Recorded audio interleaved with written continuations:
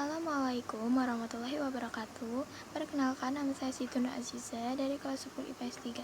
Di sini saya akan mempresentasikan jenis siklus hidrologi.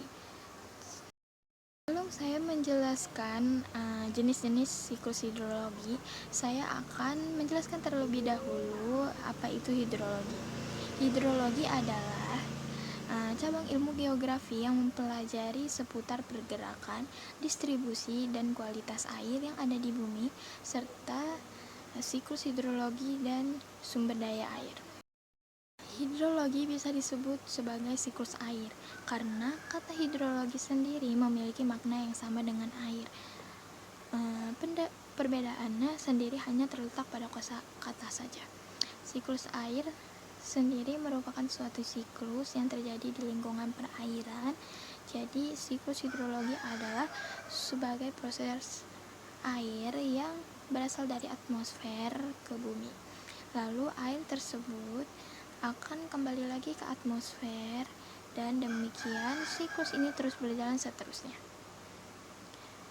Siklus air sendiri merupakan salah satu siklus biogeokimia yang terjadi di bumi dengan tujuan mempertahankan jumlah dan ketersediaan air. Lain halnya jika diartikan dari segi bahasa, hidrologi sebagai ilmu air yang berasal dari bahasa Yunani, sehingga hidrologi secara harfiah dapat diartikan sebagai cabang ilmu geografi yang mempelajari aneka hal terkait air. Hal lain yang dipelajari dalam ilmu hidrologi adalah menyangkut pergerakan air, atau dengan kata lain disebut juga dengan siklus air. Selain itu, hidrologi juga mempelajari kualitas air seperti baik tidaknya air tersebut untuk dikonsumsi. Tak sampai di situ, hidrologi juga mempelajari distribusi air di bumi. Ilmu hidrologi sendiri terbagi lagi ke dalam beberapa jenis, yaitu potamologi, limnologi, kriologi, geohidrologi, hidrometeorologi. Secara garis besar, proses siklus hidrologi adalah saat dimana seluruh air yang ada di permukaan bumi mana akan menguap. Seluruh air yang menguap ke atmosfer atau ke angkasa ini kemudian berubah menjadi awan di langit. Setelahnya, air yang telah berubah menjadi awan akan berubah lagi ke dalam bentuk yang lain, yaitu bintik air. Bintik air ini kemudian akan turun ke bumi dalam bentuk hujan atau dalam bentuk es yang kita ketahui sebagai salju. Setelah hujan turun, air kemudian akan masuk ke dalam pori-pori atau celah pada tanah dengan arah gerak horizontal dan vertikal. Air tersebut kemudian akan kembali ke aliran permukaan yang akan terus mengalir hingga ke sungai atau danau. Yang termasuk ke dalam proses siklus hidrologi ada evaporasi, transpirasi, evotranspirasi, sublimasi, kondensasi, kemudian ada adveksi, presipitasi, runoff, infiltrasi, dan juga konduksi. Jenis-jenis siklus hidrologi ada 3 jenis. Siklus hidrologi pendek. Siklus hidrologi pendek tidak akan terjadi tahap adanya perpindahan awan atau adveksi. Molekul cair yang telah berubah menjadi uap kemudian akan turun sebagai hujan di sekitar daerah laut. Secara singkat, siklus hidrologi pendek sendiri kemudian terjadi dalam bentuk evaporasi atau penguapan air laut karena paparan sinar matahari yang menyinari lautan.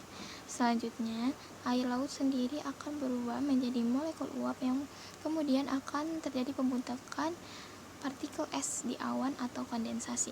Tahap terakhir dari siklus hidrologi pendek terdiri atas turunnya awan menjadi hujan pada bagian atas permukaan laut. Dengan kata lain, air laut yang awalnya menguap kemudian kembali ke lautan lagi.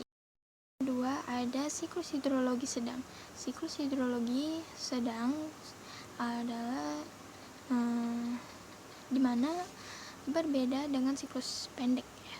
Siklus hidrologi ini kemudian akan menghasilkan hujan yang akan turun di daerah daratan, kemudian air hujan ini akan kembali lagi ke badan air.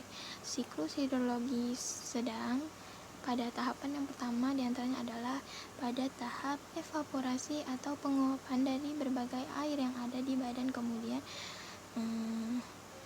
berubah menjadi molekul gas atau uap dan akan terangkat ke atmosfer bagian atas karena adanya pengaruh dari sinar matahari.